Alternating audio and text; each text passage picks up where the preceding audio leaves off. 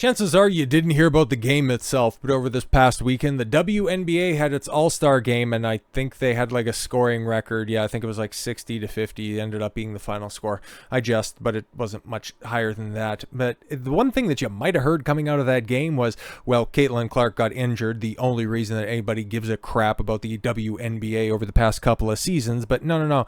They were wearing t-shirts for their warm-up saying, "Pay us what you owe us," which I don't think you want to go down that path, ladies, okay? Because, yeah, for the past couple of seasons, there are actually people turning out to your show, or not to your shows, rather. Well, you would have to think that they're acting that poorly at playing basketball players, because nobody with any sort of, professional nomenclature affixed to their job could have missed that many shots and still be employed. Stevie Wonder is more trustworthy at the firearm range. No, once again, instead of seizing the opportunity to, generate some goodwill and to, create a new generation of fans, the WNBA does exactly what they do. Especially, well, hey, man, going back to the bubble season in 2020, because they, just like the NBA proper, had to do their playoff series inside the bubble, I think at the theater at Disney World or something like that, because the guys got the court at Disney World, but the WNBA had to go play, at the smaller forum, which is fine. As many people turned up during, the quarantine games as they would normally during the regular season, so that was totally fine. And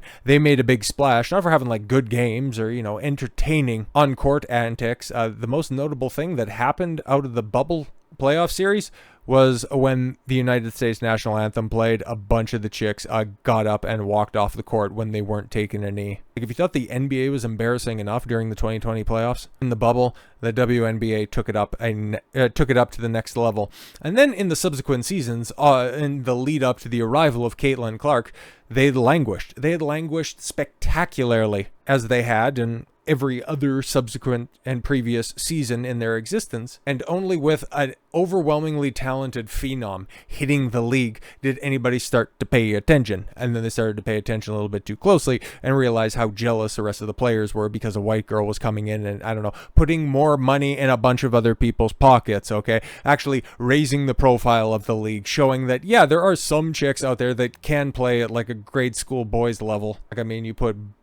I would imagine you put practically any varsity level team against any one of those teams that I can't name, and they would probably get skunked, let alone a college basketball team. It wouldn't even be close, man. No. They're apparently desiring an increase in pay. Okay, they need to be paid what they are owed. But what exactly are they owed? Well, we can go through some of the financials, which we will. But at this point in time, to quote Arthur Fleck, they are getting what they fucking deserve. Because even just looking specifically at Caitlin Clark, who gets treated like a Korean shop owner in Harlem, Caitlin Clark is, asked what her WNBA salary versus her paid partnerships are. Her WNBA salary, so her rookie contract, is $78,000 per year. Good work if you can get it. She signed an 8-year, $28 million deal with Nike in 2024. Geez, yeah. She wears a shirt saying, "Pay us what you owe us," when the WNBA lost $40 million in her rookie year, the first time anybody paid attention to that damn league ever. And that right there highlights it more than any other of the financials that we will look through possibly could. The league pays rookies $78,000. Okay, even first overall picks, $78,000. That's the cap. But Nike values her, not the league, values her at $28 million, which is chump change to a bunch of NBA players, but to a WNBA player, that is a record-breaking sponsorship deal right there. They value her exactly what she's owed. She gets paid what she deserves. The rest of the league, like Angel Reese, professional bricklayer and sometimes player for the Chicago Sky, she got a shoe deal. Is nowhere close to $28 million. And yeah, that $40 million lost in 2024. I mean, I talked about this at the time when it came out last October. Well, the WNBA is getting sellout crowds for its final between the New York Liberty and Minnesota Lynx. Okay, cool. The league's owners, will not be making a return on their investment for the foreseeable future. Sources close to the situation said NBA owns, nearly 60% of the league. And without their subsidies for this underwater league, it would have gone the way of every other professional women's sports league. There's a reason that female mixed martial arts has to glom onto every other successful league. As much as I respect Gina Carano, and I was a fan a long time ago watching her fights back She was on the undercard of those Affliction events and fighting on old Strikeforce cards where fat-ass Scott Coker would walk up on stage and get between two chicks that were like a third his size. I remember watching Ronda Rousey's debut event against Liz Carmouche. I was there, Gandalf. I was there 3,000 years ago when females could do stuff when they first got into the league. But if they were asked to exist on their own, they couldn't, because it's lesser competition. Like, just take a look over a couple weekends ago, professional wrestling had a bunch of different cards that were going out. WWE was overcompensating because AEW put on a big pay-per-view where they sold out a stadium. And yeah, they had their second ever all-female card. It ended up being outside of their NXT event that they put in just closet, and they couldn't even sell it out, lol. But the Fed has never been hotter. But their all-women event ended up capping out at 7,500 attendees. Trash. Absolute trash when you're set up in an arena, wherever the Atlanta Hawks played. But yeah, I did a 20,000 seat venue, and you could only halfway fill it out. That lets you know when they're putting women at the forefront of all of their marketing. There's a reason why the Fed's ratings are in the absolute shitter, because honestly, like, women's wrestling is no better than any of the mid-card stuff that's out there, even like the high-end stuff. Like, I like the Japanese women that are over there, like Io Shirai, Asuka, or Kana, back when she was, taking shots from Minoru Suzuki over in Japan, and Kairi Hojo. Like, they're fucking tremendous workers. But the rest of them, fucking dog water, dude. I've told this story before, but it bears repeating, especially in this context. But Canadian women's ice hockey team, okay, like I'm going to mess the numbers up mostly because they don't really matter, but of the past, 10 championships, world championships that have gone on, like the Canadians have won 8 of them, and the other 2 have gone to the United States. The split might be a little bit different, but basically it's a 2-horse race, and the Canadian team, unless they fumble, they're gonna win. I seen them play against local firefighters and police officers, and they got routed 7-2. And this is a national hockey team. It had all of the stars. This wasn't an exhibition or anything like that. They came to my neck of the woods, where we have one of the most well-supported junior hockey teams that I seen when I was doing security on a regular basis at the arena. I would see that place packed on a weekly basis. There was a dozen people in the stands. Nobody gives a shit about women's sports, okay? Even when it's as hot as women's hockey in northern Alberta, when there's literally nothing else to do, they won't turn out for this stuff. It's a fucking farce, and it's a lie. And when you have one meteoric talent like Caitlin Clark, she gets paid. The rest of the league gets what they deserve. But talking about this $40 million bath, which I'd imagine probably isn't going to get much better when we get the financials for this year, but the NBA team owners have invested hundreds of millions of dollars in the WNBA since its 1996 formation. Yeah, per the source, the WNBA owes the NBA so much we won't see any windfall for years. No, never will. Past season, the WNBA lost $40 million, better than the $50 million. Hey man, we were supposed to lose $50 million, but we only lost 40, so consider that a win.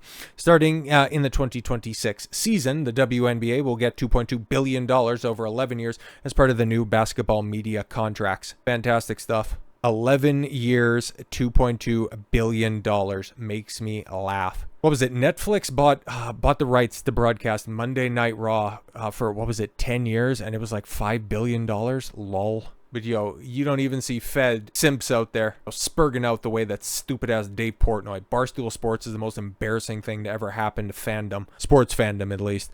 But Portnoy rips morons complaining about WNBA players wanting more money. Dude, you cry when somebody says Jew when you're eating pizza, so shut the fuck up. WNBA All-Star Game on Saturday in Indianapolis started with players wearing "Pay Us What You Owe Us" shirts during warm-ups and ended with fans chanting "Pay Them" at WNBA Commissioner Kathy Engelbert. While she handed Nafisa Collier the All-Star MVP award. I'll take your word for it. That all had to do with the WNBA Players Union's ongoing collective bargaining agreement negotiations with the players.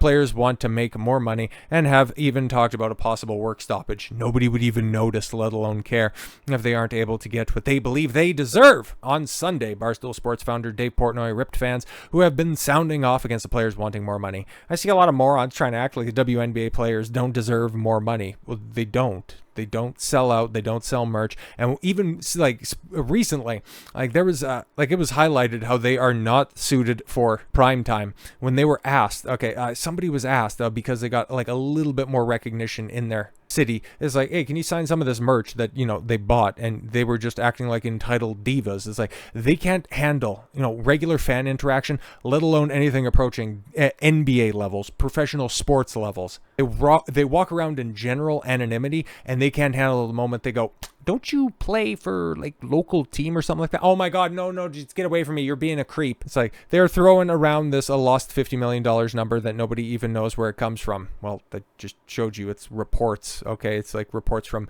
the NBA. They're benefactors. The owners don't want to say how the league is doing because you got to pay more. Yes, going into the bargaining agreement. That's absolute cope, man. Dave Portnoy is fucking embarrassing. Okay, but hey, you just take a look. Okay, pay them what they owe. Well, let's take a look at the ratings then. Well, let's see what they are owed. And so let's take a look at the ratings that we have on Friday for the 3-point and the skills challenge on ESPN. And according to this headline, nearly doubles the audience of a year ago. Whoa, that's fantastic stuff. What tremendous growth we're seeing right here. But when you take a look at the ratings, well, one doubled isn't exactly a mammoth number, if you catch my drift. So the ladies over there on ESPN, and well, you can take a look at Friday, July 18th's numbers, and well, Fox News ended up winning the night, or at least in that time slot, with 2.6 million viewers. And then you have ABC, then you had NBC, CBS. Okay, so you got the big four network television channels. All right. Then you got USA, MSNBC. Oh, there's ESPN at 0.735. Oh shit. And the coveted 18 to 49 demo, 0.17 for ESPN. Oh shit, that is absolutely atrocious. So you're telling me, okay, primetime telecast with 18 to 49 audiences.